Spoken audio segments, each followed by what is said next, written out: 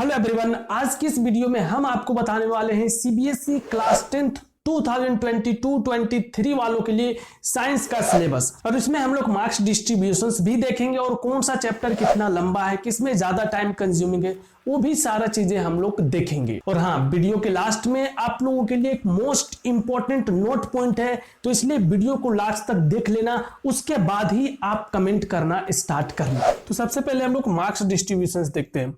तो यहाँ पे अगर आप देखेंगे chemical substance and nature and behaviour, तो ये 25 मार्क्स का आपका पूछा जाएगा। बट यहाँ पे आपको टोटल 5 चैप्टर देखने के लिए मिलेगा, ठीक है। सेकेंड में अगर आप देखते हैं वर्ल्ड ऑफ लिविंग, यहाँ पे आपको 23 मार्क्स का पूछा जाएगा और यहाँ पे आपको 4 चैप्टर देखने के लिए मिलेगा। थर्ड अगर बात करें नेचुरल फेनोमेना, तो यहाँ पे आपको सिंगल चैप्टर जो है और ये आपको 12 मार्क्स का पूछा जाएगा।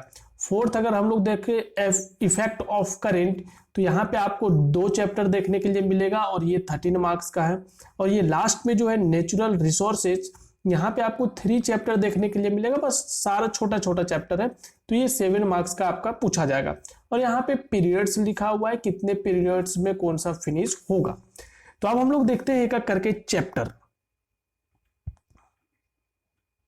सबसे फर्स्ट अगर हम लोग बात करें, जो फर्स्ट था मटेरियल, जिसको आप केमिस्ट्री बोल सकते हैं, ठीक है, ये केमिस्ट्री वाला पोर्शन है।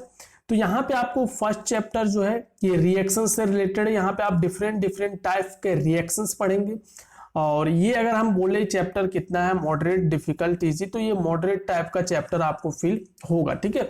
यहाँ पे आप डिफरेंट रिएक्शंस पढ़ेंगे, बैलेंस ऑफ केमिकल इक्वेशंस भी पढ़ेंगे, डबल डिस्प्लेसमेंट रिएक्शंस, ये सब सारा चीजें आप यहाँ पे पढ़ोगे। सेकेंड आता है एसिड बेस एंड सॉल्ट, ये चैप्टर आप लोग पहले भी पढ़े होंगे, तो यहाँ पे आपको उतना डिफिकल्टी फील नहीं होगा, इसको आप इजी के कैटेगरी में रख सकते हैं। यहाँ पे कोई भी इशू आपको नहीं देखने के लिए मिलेगा। थर्ड चैप्टर है मेटल्स एंड नॉन मेटल्स, तो मेटल नॉन मेटल्स आप लोग पहले भी क्लासेस में पढ़े हुए हैं, वही सारा चीजें हैं। यहाँ पे भी कुछ थोड़ा सा एक्स्ट्रा है, ठीक है, बाकी नॉर्मल चीजें हैं, तो इसको भी आप मॉडरेट के कैटेगरी में रख सकते हैं, उतना डिफिकल्ट आप नहीं बोल सकते हैं। फोर्थ चैप्टर है कार्बन कंपाउंड, ये आप लोगों के लिए न्यू है, ये चीजें आप लोग थोड़ा सा नहीं पढ़े होंगे पहले, ऐसे मीथेन हो गया, CH4, इस टाइप का चीजें आप लोग इसमें पढ़ोगे, थोड़ा आपको यहाँ पे न्यू चीजें देखने के लिए मिलेगा।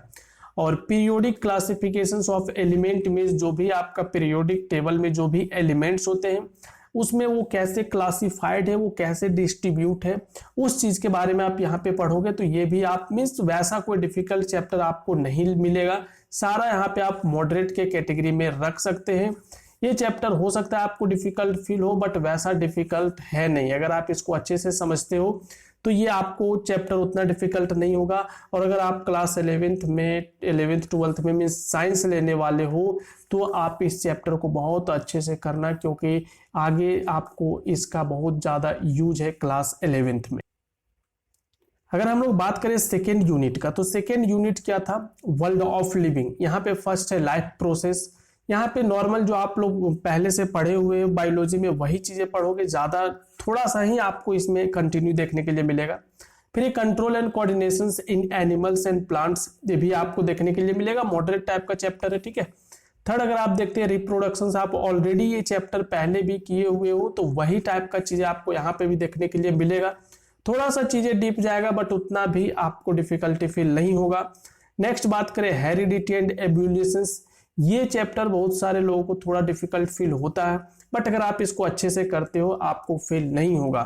जो आप लोग डाइवर्सिटी इन ऑर्गेनिज्म पढ़े थे क्लास 9th में, तो अगर वो चैप्टर आप अच्छे से किए होगे, तो ये चैप्टर आपको उतना प्रॉब्लम फेस नहीं करना पड़ेगा इस चैप्टर में। नेक्स्ट अगर हम लोग देख रहे हैं नेचुरल फेनोमेना, नेचुरल फेनोमेना में बस एक चैप्टर है नेचुरल फेनोमेना ही। ये आपका 12 मार्क्स का चैप्टर है, बहुत ही अच्छा चैप्टर है।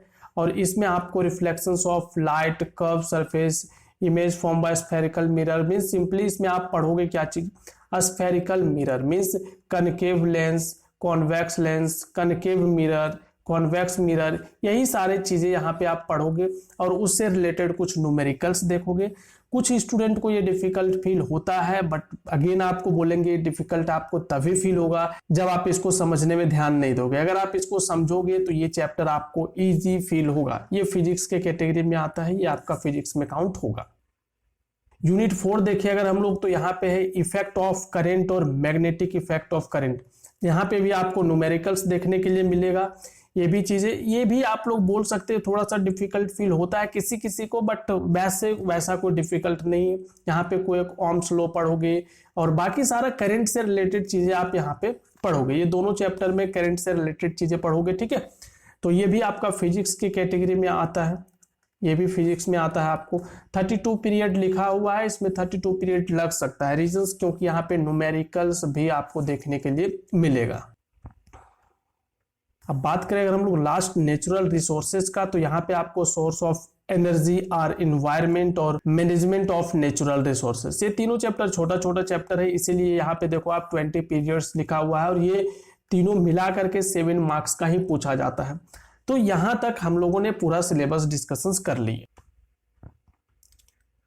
अब यहाँ पे प्रैक्टिकल का चीजें दिया हुआ है, तो प्रैक्टिकल का सारा टॉपिक्स दिया हुआ है, वो आप पीडीएफ हम आपको प्रोवाइड कर देंगे, तो वहां से आप जाकर के ये सारा चीजें रीड कर लेना। ये सारा आपको प्रैक्टिकल का चीजें देखने के लिए मिलेगा, ठीक है।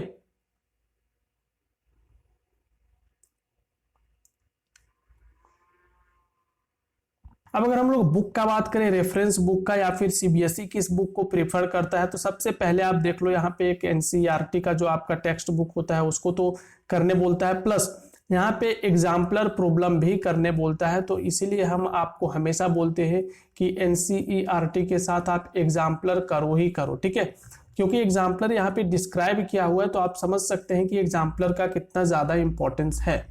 बात करें अगर हम लोग यहाँ पे वेटेज का, तो वेटेज में आप देख सकते हैं डेमोन्स्ट्रेट नॉलेज एंड अंडरस्टैंडिंग से रिलेटेड आपको 46% चीजें क्वेश्चंस पूछा जाएगा, ठीक है। एप्लीकेशंस ऑफ नॉलेज और कंसेप्ट मींस यहाँ पे आप सिंपली समझ लो न्यूमेरिकल्स टाइप चीजें आपको 22% चीजें पूछा जाएगा, ठीक है।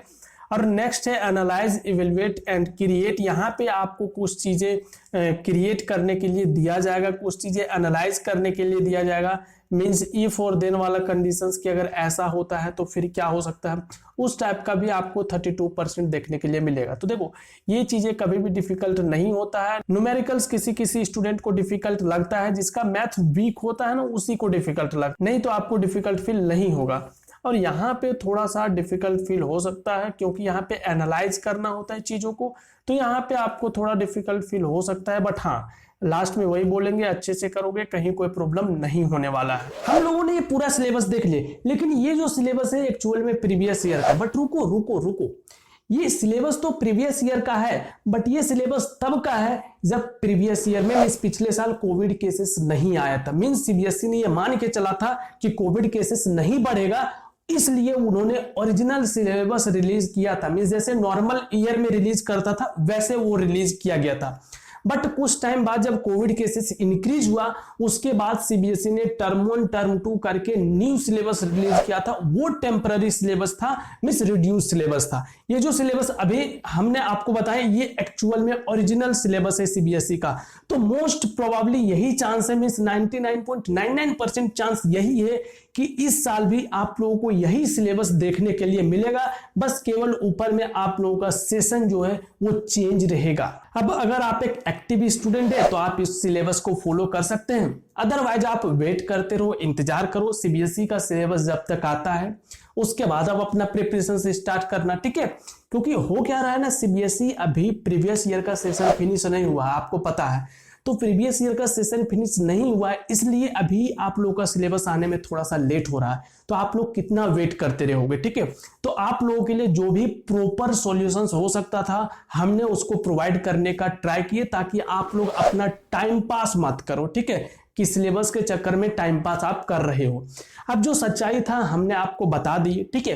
ये सच्चाई हम स्टार्टिंग में भी बता सकते थे सिलेबस बताने से पहले, बट वहां पे आप इस सिलेबस को उतना सीरियसली लेते नहीं, इसीलिए हमने इसको लास्ट में बताया आपको। अब आप फॉलो कर भी सकते हो, नहीं भी करो, इंतजार करो, सीबीएसई का सिलेबस आएगा तो हम आपको बता देंगे, ठीक है। और बाकी इसका जो मैथ्स का सिलेबस है, बाकी सिलेबस अगर आप देखना चाहते हैं डिस्क्रिप्शन में लिंक है, वो भी सिलेबस आप जा करके देख सकते हैं। अब आप ये कमेंट करके बताओ कि क्या आप ये सिलेबस फॉलो करोगे या आप सिलेबस आने का वेट करोगे, ठीक है। आई होप ये वीडियो आपको अच्छा लगा हो तो एक लाइक करना, और हाँ चैनल पे न्यू हो सब्सक्राइब करके बेल आइकन भी प्रेस करके रखना। चलो मिलते हैं आपसे नेक्स्ट वीडियो में।